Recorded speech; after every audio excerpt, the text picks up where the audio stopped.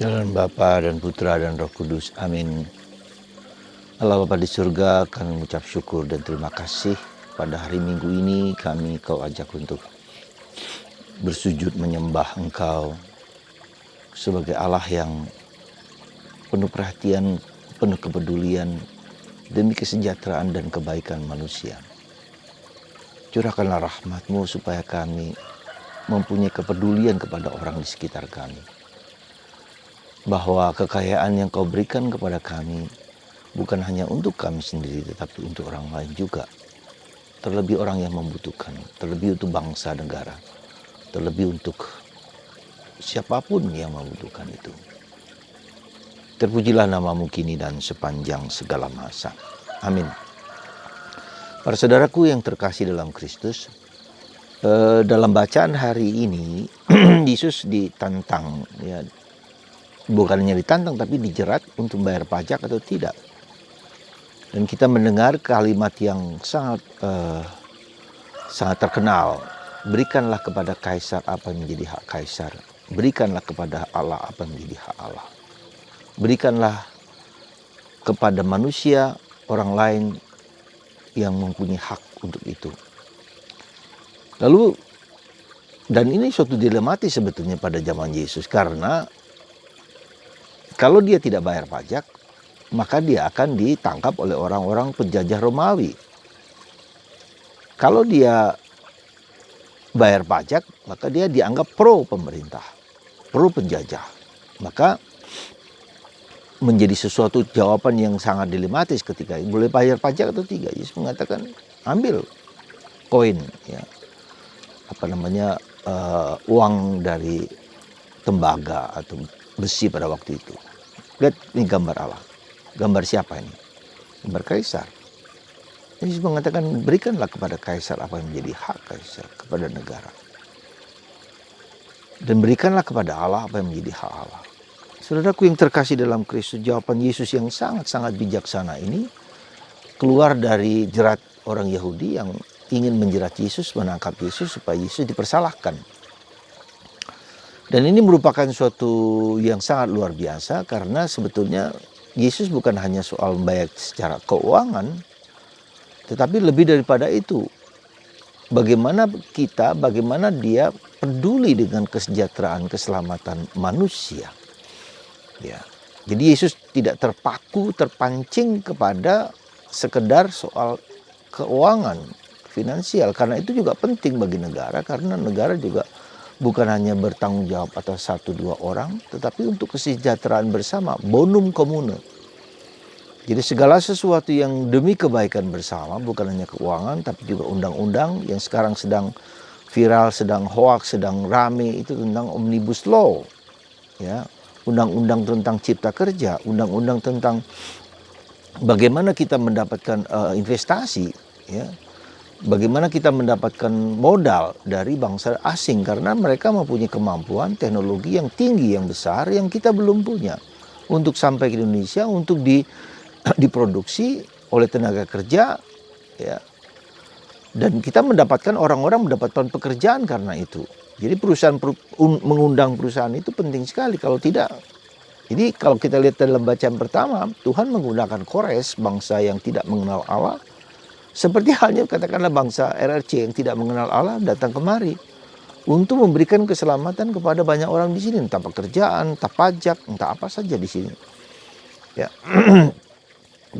Dan karena urusan pajak, urusan undang-undang penanaman modal begitu kacau balau yang belum pernah diperbarui.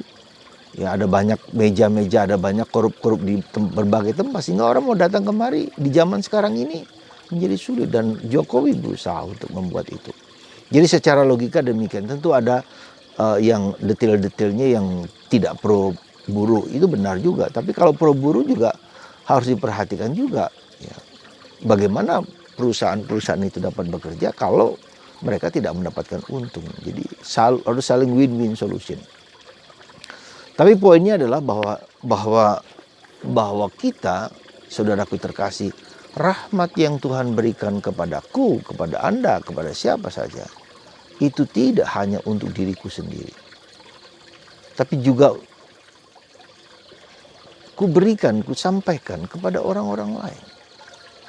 Ya, supaya orang mendapatkan pengetahuan, mendapatkan keterampilan, mendapatkan eh, apa saja yang dibagikan oleh saudara-saudara kita yang lain. Salah satu unsur penting di dalam unsur positif di dalam pandemi ini adalah apa? Di YouTube orang mulai membagikan pengetahuan-pengetahuan mereka dengan berbagai macam cara.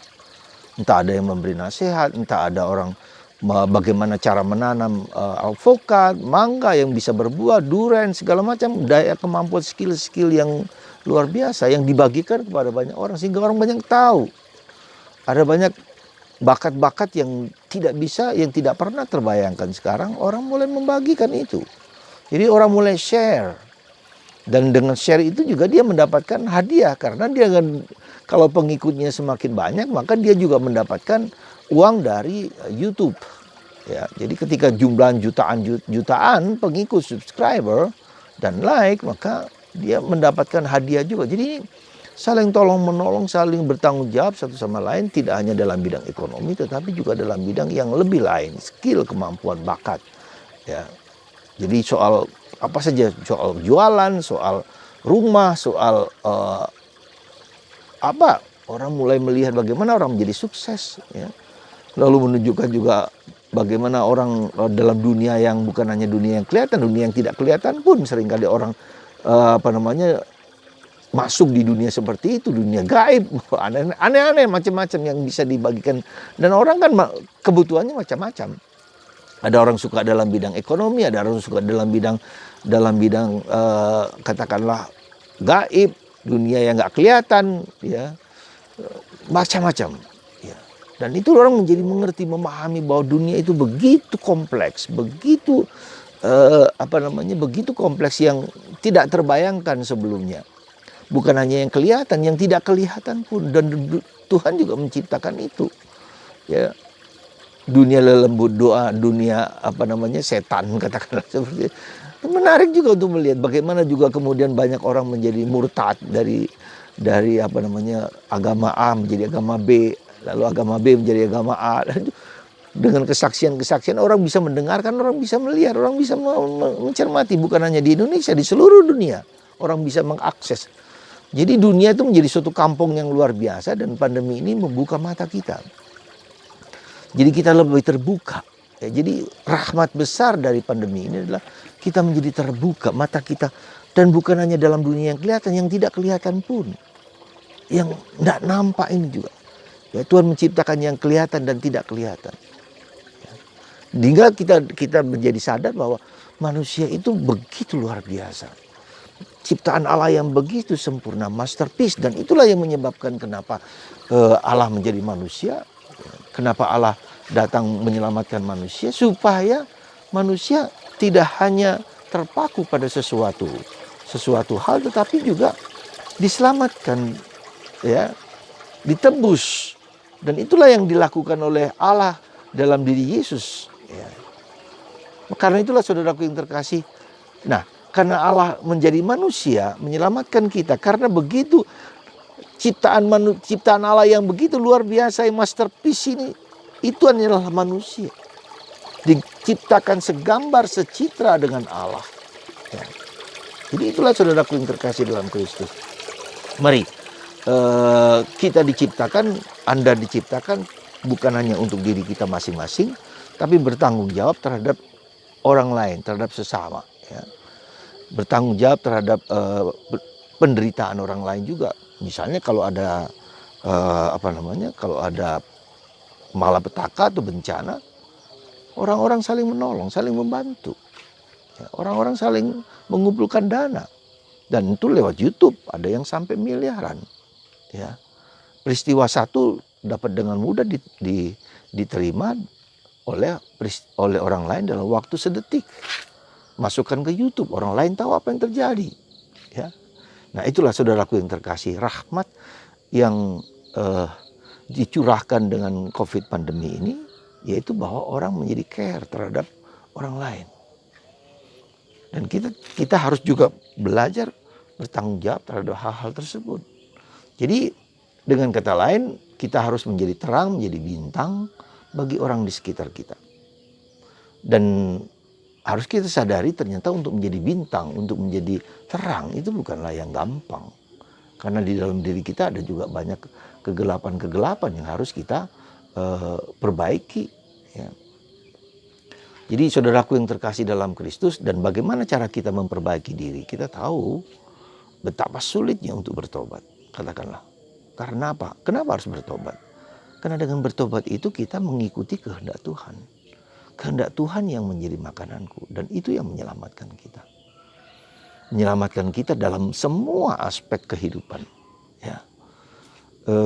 Beberapa hari yang lalu seorang ibu yang sudah hampir putus asa karena keluarganya kacau balau. Anaknya juga kacau balau, lalu cucunya juga kacau balau. Ya. Katakanlah seperti itu. Lalu bagaimana cara memulihkan situasi seperti ini? Ya, seperti orang yang tidak waras lagi, katakanlah rumah kami. Lalu saya bilang, ya mari kita sadari supaya kita dipulihkan lagi dalam situasi yang lebih baik. Kita harus bertobat. Kita harus kembali kepada Tuhan. Mulailah dari diri kita sendiri. Ya. Lalu bagaimana caranya? Saya bilang adalah berdoa dan berpuasa. Kita mohon ampun atas segala dosa-dosa kita. Kita mohon maaf atas segala kekurangan dosa-dosa yang kita lakukan di masa lalu. Terhadap anak kita, terhadap orang lain, terhadap siapapun. Ya, nanti dengarkan Tuhan, dan Tuhan akan berbicara kepada kita, membimbing, menuntun kita.